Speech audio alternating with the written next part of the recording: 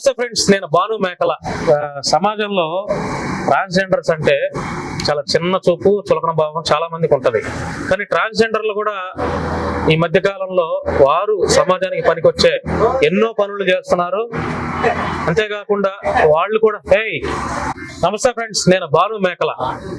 Transgenders అనే పేరు వినగానే సమాజంలో ఉన్నటువంటి ప్రతి ఒక్కరికి చులకన భావం వస్తుంది.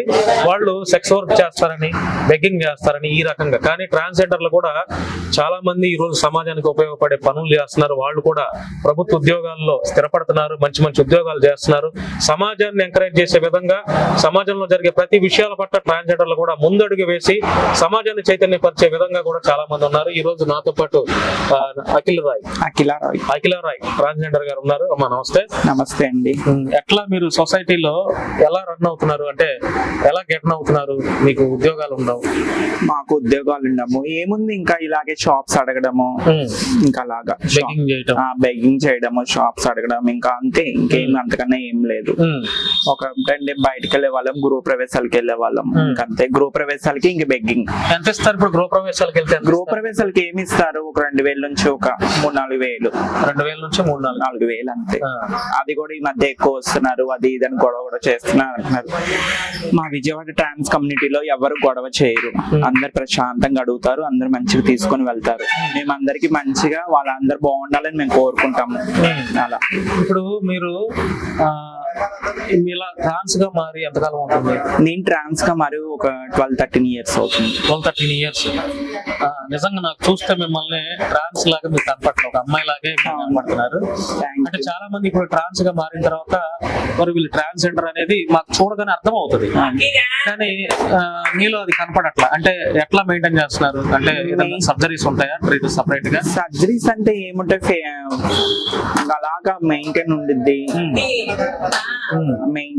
ఇంకా అలాగా సర్జరీస్ చేయించుకుంటాం కాబట్టి మారిపోతా ఉంటాం. ఇంకా అలాగా మన బాడీ మారిపోతా ఉంది. ఎంత అవుతుంది సర్జరీకి? సర్జరీస్ కి ఎంత అవుతున్నాయి అలాంటి బయటికి చెప్పలేం కదా. ఎంతమంది ఉంటారు విజయవాడ చుట్టుపక్కల? విజయవాడలో చాలా మంది ఉన్నారు. అంటే ఇప్పుడు ట్రాన్స్జెండర్స్ వ్యాపారం కోసం, డబ్బులు సంపాదించడం కోసం కొంతమంది నకిలీగా కూడా బెంచ్ సర్కిల్ దగ్గర చీరలు కట్టుకుని నకిలీగా కొంతమంది ఉన్నారు. మీ దృష్టికి వచ్చింది అది అట్లాంటివి? నకిలీగా అంటే వాళ్ళు ట్రాన్స్జెండర్లు కాదు, ఊరికే డబ్బుల కోసం చీరలు కట్టుకొని అలా బెగ్గింగ్ చేస్తూ ఉంటారు. నకిలీగా అంటే ట్రాన్స్జెండర్ కమ్యూనిటీలో వాళ్ళు చేర్చుకోరు.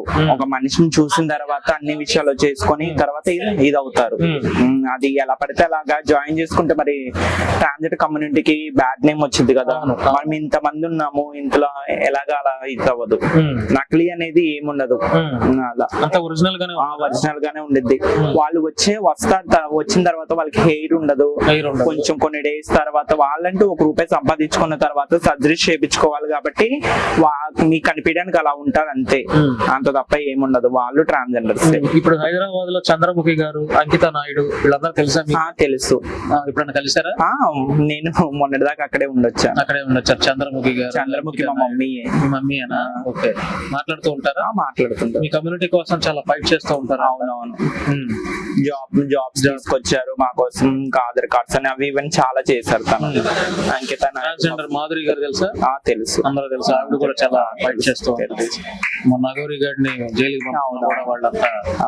ఇప్పుడు అంటే నేను మీరు తప్పుగా అనుకోవద్దు, మీరు సెక్స్ వర్క్ చేస్తారా? మేమా ఒకప్పుడు చేసే వాళ్ళం, ఇప్పుడైతే చేయట్లేదు.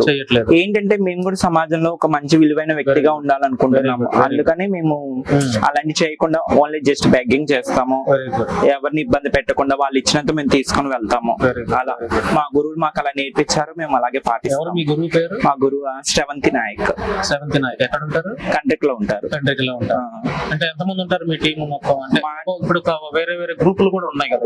గ్రూప్స్ అంటే ఎన్ని గ్రూప్స్ ఉన్నా కానీ అందరూ ఒక మాట మీద ఉంటారు. ఇబ్బంది జరిగితే అందరూ ఒక మాట మీద ఉంటారు. అలా ఈ మధ్య కాలంలో వైజాగ్ లో ఒక ట్రాన్స్జెండర్ గురువుని చంపేశారు. నెల్లూరులో కూడా ట్రాన్స్జెండర్. అవునవును, చంపేశారు. నెల్లూరులో కూడా వాళ్ళు ఇంకా రిలేషన్షిప్ లో ఉండి అలా జరుగుతుంది. ఇప్పుడు మిమ్మల్ని ఎవరన్నా ప్రపోజల్ పెట్టారా? ప్రపోజల్స్ వచ్చినాయి కానీ ఏమో ఐఎమ్ నాట్ ఇంట్రెస్టెడ్ ఎందుకని?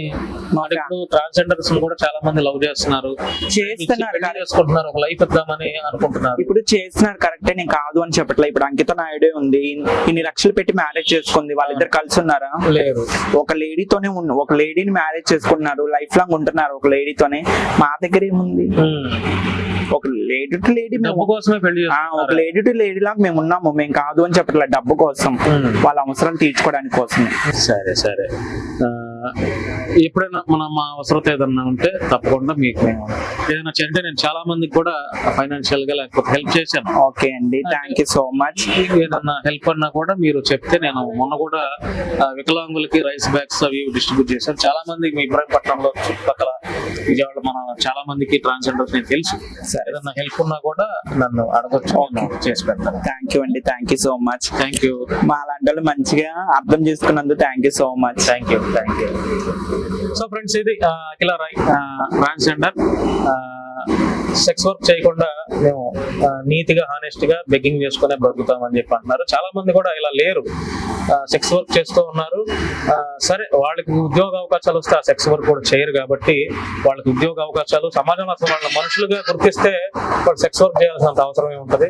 సో అందరూ కూడా మనందరం ట్రాన్స్జెండర్స్ ని గుర్తించాలి, వారికి గౌరవించాలి. సమాజంలో వారు కూడా మనుషులే అనే ఫీలింగ్ అందరిలో రావాలి. మరి నాకైతే ఉంది, మీకు కూడా రావాలి. అప్పుడే, ఎందుకంటే మనందరం హ్యూమన్ బీయింగ్, మానవత్వంతో బ్రతకాలని మనస్ఫూర్తిగా కోరుకుంటూ ఇలాంటి వారికి అవకాశాలు ఇవ్వాలి, గుర్తించాలి, మనిషిగా గుర్తించాలి. చులకన భావం అయితే వద్దండి దయచేసి.